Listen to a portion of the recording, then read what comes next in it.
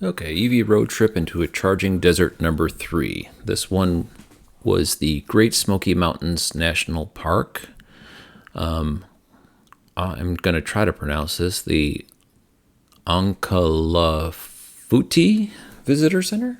I've heard some locals pronounce this. I just can't keep it in my memory the correct way of pronouncing it. Anyway, so the Great Smoky Mountains National Park is kind of an interesting thing. In the national park system, Great Smoky Mountains is the most visited national park in the entire system, far ahead of Yellowstone, far ahead of Glacier National Park. Any other national park is a distant second, third, fourth, and fifth to the Great Smoky Mountains National Park. I didn't know that. Was doing some research while I was planning this trip, and I found that out. I'm like, surely not. It's just a little spit of forest in the middle of the Appalachians, but apparently people love the Great Smoky Mountains National Park, and it's very heavily visited. And the day I was there, it was peak foliage season, and the place was a mob scene. It was completely swamped with people. And so they have 3 visitor centers. The visitor centers are this one called Sugarlands Visitor Center, and the third one is called Cades Cove Visitor Center. This one is the North Carolina face of the park. The Sugarlands Visitor Center is the Tennessee face of the park. And Cades Cove is a ridiculously remote settlement that has become a part of the national park that they've maintained as kind of like a museum drive-through sort of thing. Okay, so if you look, it is near the town of Cherokee. And it says it's got a charger, but that charger's been broken for 2 years and you can't charge there. But this is in western North Carolina, which is very mountainous terrain. And so there's not a lot of people. Now, because there's not a lot of people, there's not a lot of chargers. The town of Cherokee is a little bit different because Cherokee is the Cherokee Nation Indian Reservation. That's not actually part of the United States. That's the Department of Interior, and it's the Cherokee Nation. As you drive through there, the signage actually changes from English to Cherokee. They have their own script and language. So English is a secondary language in this town, but they do have chargers, and I'll cover that in a second. But besides Cherokee, man, there ain't anything around here as far as an electric vehicle charging station goes. There's this one way up here, but really, Asheville is the mother lode of EV chargers. So from Asheville into Great Smoky Mountains National Park is a bit of a trick. It's a bit of a stunt. So that's what this trip entails. And one thing I like to do as I take these trips is I like to stop along the way and upload into PlugShare photos and charging stops so other people can see whether or not charging stops are available. And this one was in Black Mountain, North Carolina, a place called Lake Tomahawk. And there was a free level 2 AC charger that I was pulling 7.4 kilowatts from. And I stopped there just to kind of scope it out. I didn't really need the charge. I was just kind of curious and wanted to stop by and see what the charger was like. And then I uploaded the pictures. And there's Asheville. I mean, these are all the non-Tesla chargers in Asheville. And basically, anywhere you go in Asheville, there's just going to be somewhere to plug your electric vehicle. The town is very EV friendly. If you aren't familiar with Asheville, North Carolina, it's kind of like an eclectic, artsy, hippie vibe going on there. It's very environmental, followed by a bunch of people who are hardened Appalachian mountain folk. And that's the combination of people in Asheville. But regardless, it lends itself to a lot of electric vehicle charging stations.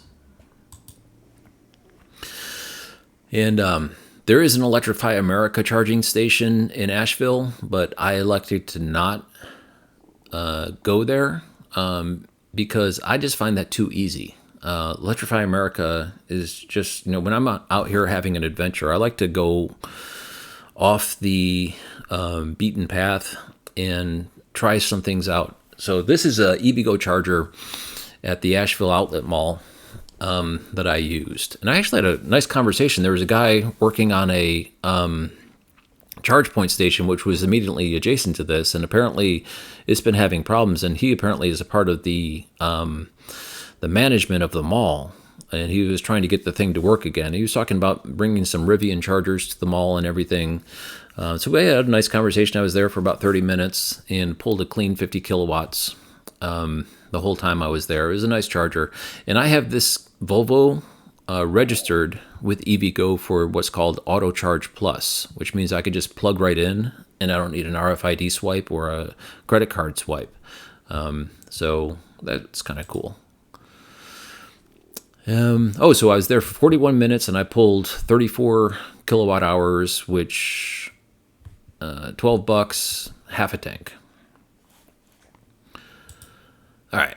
Now this charging station was relatively new. You could tell just because of the color of the wood. I mean, it looked really nice. The concrete was all still fresh. It's not common to have a covering over EV charging stops, and this one did, which was really nice. In fact, if you look back here, there was a chair that you could actually sit down in and chillax while you were charging.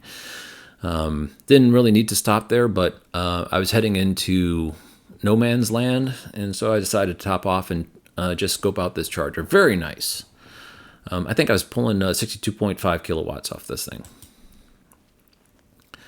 And then in the town of Cherokee, which is part of the Cherokee Nation, Duke Energy put in these two 62.5 kilowatt DC fast chargers. So that basically obliterated this charging desert going into the park. So it turned into be a non-event as far as charging goes. It really wasn't a charging desert. As long as these two things are championing electric vehicle charging in the area, it really isn't a charging desert anymore. And there I am. I made it to my destination successfully, and it's a picture of me solo, but I was surrounded by, I'd say, a couple of thousand visitors who were trooping through there to see the color.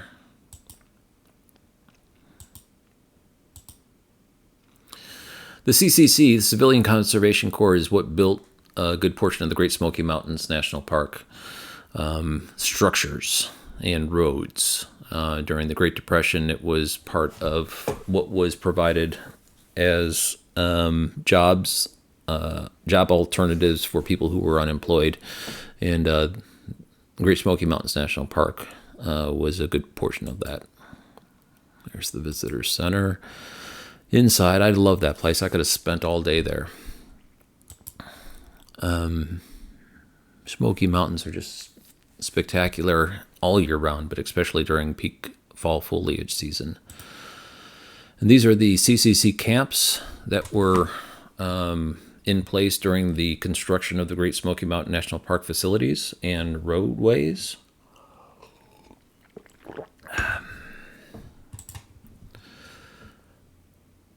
Really good dedication quote from Franklin Delano Roosevelt.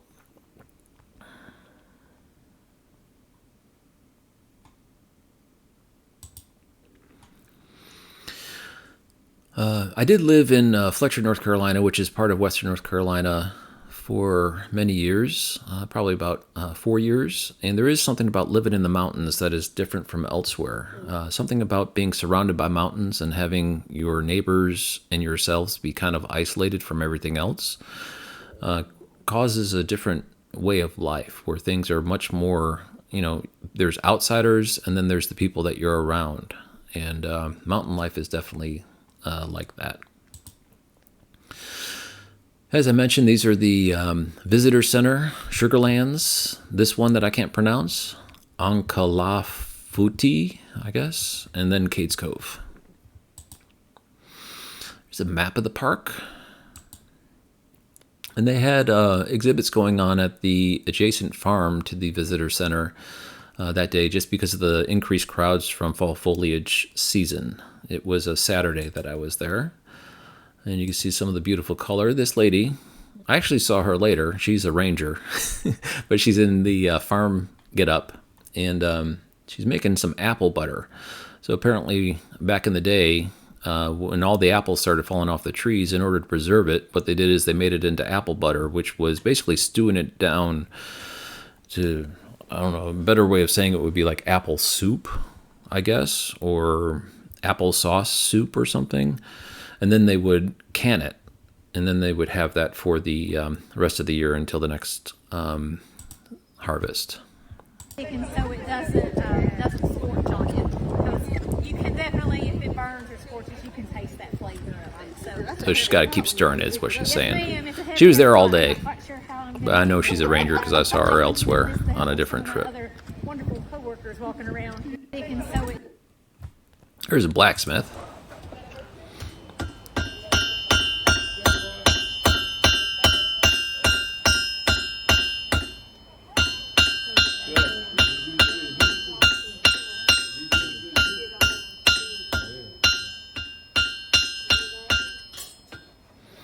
Not sure what he's making. It might be nails. Nails are kind of like a big thing.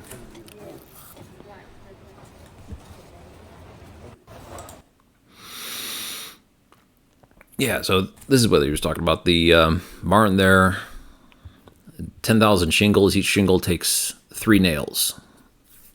Normal person, if you're skilled at it, you can make 1,000 a day, but someone who's just doing blacksmithing in a farm can't make anywhere near 1,000 nails a day. So if you do the math on that, that's a lot of man hours into creating the nails needed for the shingles for the barn. So nails were kind of an issue back then. And then if you were going to move, what you would do in order to recover the nails, you just set your barn on fire. And then after it cooled down, you'd swing by and pick up all the nails and go to the next place. That's the house. The way it worked is men folk and boys lived up in the attic, and women folk lived on the first floor. But look how small it is. That would take care of an entire family right there. This is, I think this is where they store corn. And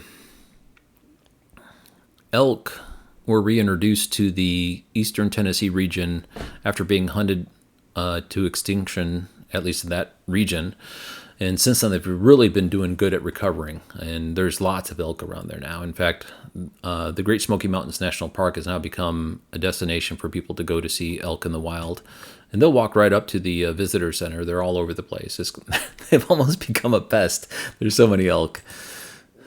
And this is called Mingo Falls, which is adjacent to the park. And the way it cascades over the rocks is just an amazingly beautiful. It takes your breath away. It's like unreal how beautiful these falls are, because it's all white waters trickling over these porous rocks, and just incredibly beautiful.